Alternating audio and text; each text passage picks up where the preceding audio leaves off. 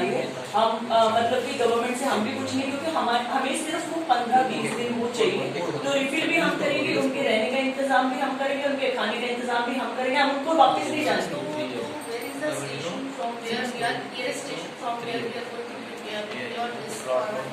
मेरे पास है, मेरे पास बिल्कुल रोड साइड में। क्या कि कुछ सोच गए तो पिछली बार ये सारे वाला जान वहाँ तेरा बंदा साढ़े सरपंच भी बैठे हैं बिल्कुल। तो मैं जी उधर बाद वो जब वो छड़ी उधर बाद एम्बुलेंस फायर ब्रिगेड की गड्डियां रही हैं नहीं दस से है ना, उधर बाद महीना बाद रही हैं, लेकिन उनका फायदा नहीं हुआ। अगर वो 15 दिन पहला इंडिया से सारा लोगों का काफी सारा नुकसान होने वाला है। एक चीज इसमें काफी है, विश्राम में भी है लेकिन एरिया ज्यादा है, हमें सिर्फ 15 दिन निकल जाएगी, दो एक्स्ट्रा होती है। उसके बाद चाहे ये भी ले जाओ हमको भगवान।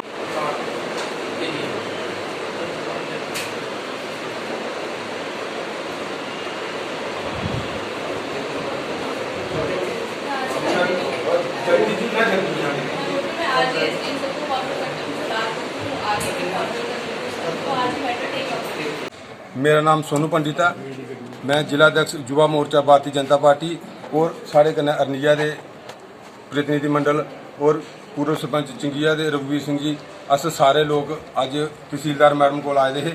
क्योंकि हर साल इन्हें दिन आई है शॉर्ट सर्किट की वजह कन्नै जां कुछ होर वजह कन्नै साडी जिहड़ी है फसल सड़ी जाती है।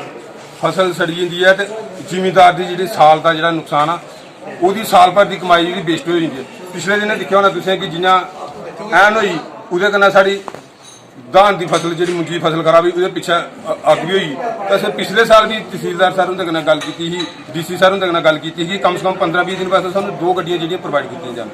तो 2 गड्डियां प्रोवाइड कीतियां, पर उहदा होया कि जिसलै साढ़े इत्थै बड़ा सारा नुकसान होई ओहदे बाद गड्डियां ते सानूं मिलियां, लेकिन उसलै साढ़ा काफ़ी सारे जगह जेह्ड़े अग्निकांड हो चुके थे, साढ़े लोगों का काफ़ी सारा नुकसान हो चुके दा।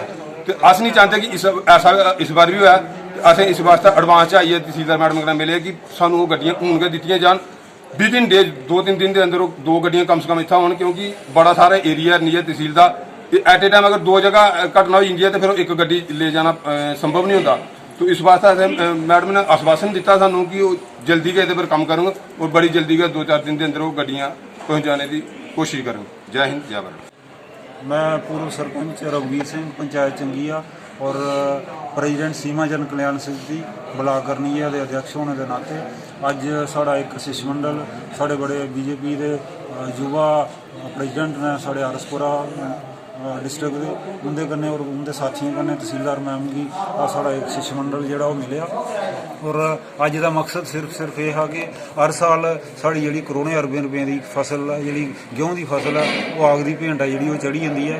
और इस वास्ते ताकि टाइमली एक्सट्रा 2-4 गड्डियां ने जड़ियाँ फायर ब्रिगेड दियाँ, क्योंकि एट प्रेजेंट इको गड्डी है सिर्फ साढ़े स्टेशन उपर और एक गड्डी है जी सफिशेंट नहीं है, वो साड़ी जरूरत है जी पूरा नहीं करी सकती, क्योंकि बड़ा सारा एरिया है उसी कवर करने वास्ते बड़ा। अगर अग कुते जब्बोवाल या सही वाले पासे लगी दी हुआ तो गड्डी अगर आनंदपुर या बहादुरपुर वाली साइड है तो जदों तक वो गड्डी पुजनी अदों तक काफ़ी सारी तबाही हुई होंगी है। तो लिहाजा साड़ी ये रिक्वेस्ट ही मैम करने कि जल्दी को जल्दी सानू 3-4 गड्डियां एक्सट्रा जड़ियाँ विद इन डेज ने जी पहुँचाई जान, क्योंकि इस बारी फसल है जी एडवांस पकी हुई है और बड़ी जल्दी है जी कटाई जी शुरू हो जानी है। तो अस ज़्यादा नहीं आखते, सिर्फ 15-20 दिन वास्ते सानू गड्डियां जड़ियाँ मिल जान ताकि अस जी अपनी फसल है जी वो बचाई सकते। नहीं तो फसल जो तबाह हो जाती है और गौरमेंट के कुछ ऐसे नाम ज भाई ये शॉर्ट सर्किट करने अग लगी है कंपनसेशन नहीं बनता भी।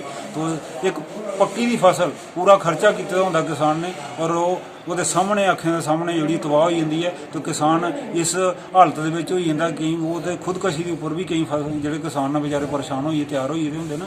तो लिहाजा सरकार की और तहसीलदार मैम के माध्यम कन्नै असें रिक्वेस्ट की है कि जल्द को जल्द सानू जी फायर ब्रिगेड दी एक्स्ट्रा गड्डियां जड़ियां मिल जान ताकि इलाके की जी फसल है बड़ी अच्छी फसल है इस बारी और उसी बचाया जा और साड़ा जो किसान है वो खुशहाल रहा वो समृद्ध रहा। जय हिंद जय भारत।